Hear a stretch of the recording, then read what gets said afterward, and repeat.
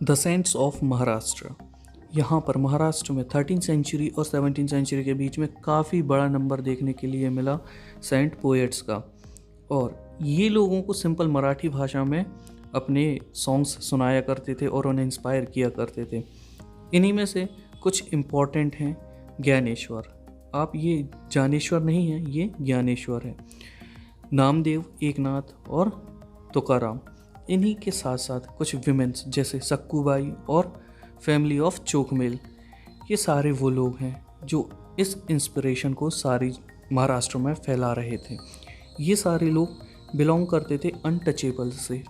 Untouchable मतलब जो lower caste के लोग होते हैं, जिन्हें ये अपर कास्ट के लोग ऐसा ट्रीट करते हैं कि अरे नहीं, इनसे दूर रहना है, इन्हें टच नहीं करना है। ये सारे के सारे वही लोग थे जो इतना सारा ज्ञान पूरे महाराष्ट्र में फैला रहे थे। दिस रीजनल ट्रेडिशन ऑफ भक्ति focus on Vitthal temple in Pandharpur. ये जो भक्ति की ट्रेडिशन थी, ये दो बातों पर बेस्ड थी, फोकस्ड थी। क्या थी? सबसे पहले कि जो पूजा होगी वो विट्ठल टेम्पल में होगी जो पंढरपुर में था, और ये जो विट्ठल हैं ये अ फॉर्म ऑफ विष्णु समझे जाते हैं। इसी के साथ साथ यहाँ पर एक और नोशन, यहाँ पर एक धारणा लोगों के मन में फैलाई जा रही थी कि जो भगवान है ये इंसान के हृदयों में बसता है। आपने भी सुना होगा नॉर्मल लाइफ में कि हर एक इंसान में भगवान बसता है, तो बस ये उसी पर बेस्ड थी। ये जो सेंट्स थे, इन्होंने सारे के सारे जो रिचुअल्स होते थे इसे रिजेक्ट कर दिया था। कर्मकांड होते हैं जो, मतलब जब हम पूजा करते तो देखा होगा ना, ये करना है, वो ये सामान लाना है, इसको चढ़ाना है, उसको नहीं चढ़ाना है, इसको दूर रखना है, उसको नहीं रखना है। तो ये सारे के सारे जो रिचुअलिज्म थे इसे अलग कर दिया था। और इसी के साथ साथ ये जो आइडिया होता था of what outward display of piety and social differences based on birth. तो यहाँ पर ऐसे सारे आइडियाज़ जो बर्थ बेस्ड होते थे उन्हें रिजेक्ट कर दिया था, क्योंकि इन्हीं की वजह से सोशल डिफरेंसेस फैल रहे थे। In fact they even rejected the idea of renunciation and prefer to live with their families. इससे पहले जितने भी सेंट्स थे वो ये कह रहे थे कि अगर आपको भगवान को प्राप्त करना है तो आपको सारी दुनिया को, मोह माया को त्यागना होगा, तभी आप ईश्वर को प्राप्त कर सकते हैं। लेकिन इन्होंने ये कहा कि आपको ऐसा करने की ज़रूरत नहीं है। They rejected renunciation. और उन्होंने ये कहा कि आप अपनी फैमिलीज़ के साथ रहिए, आप जैसे नॉर्मल लाइफ में रहते हैं, कमाते हैं, खाते हैं, वैसे ही रहिए। लेकिन हाँ, यहाँ पर उन लोगों को जिन लोगों को मदद की ज़रूरत है उनकी मदद कीजिए, while humbly serving fellow human beings in need.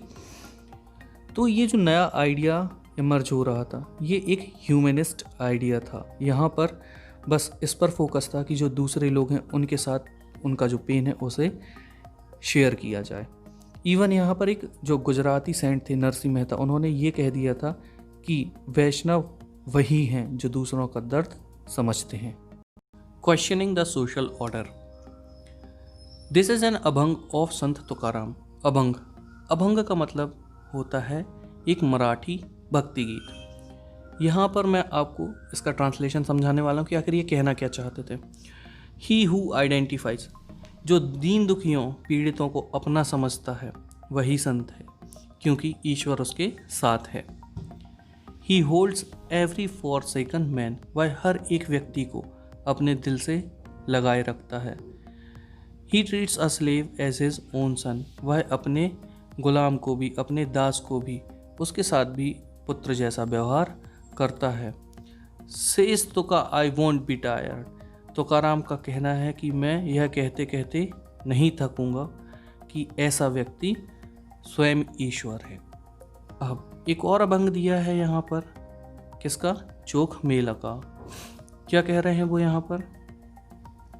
You made us low caste, आपने हमें नीची जाति का बनाया। Why don't you face that fact great lord, मेरे प्रभु तुम इस स्थिति को स्वीकार करके देखो। और life left over food to eat, हमें जीवन भर झूठा खाना खाना पड़ता है। You should be ashamed of this, और मेरे प्रभु इसलिए तुम्हें शर्म आनी चाहिए। तुम तो हमारे घर में खा चुके हो और तुम इससे इनकार कैसे कर सकते हो। चोखा, चोखा का मतलब होता है बेटा। चोखा का बेटा कर्मा मेला पूछता है, तुमने मुझे ये ज़िंदगी क्यों दी, why did you give me life. तो यहाँ से आप समझ सकते हैं कि उस वक्त कैसे अनइक्वालिटी चल रही थी, रेसिज्म चल रहा था, लोगों को काफ़ी बेइज्जत किया जाता था अगर वो नीचे कास्ट के होते थे, उन्हें बहुत बुरी तरीके से ट्रीटमेंट मिलता था। और इसी सब के खिलाफ ये एक मूवमेंट चला था।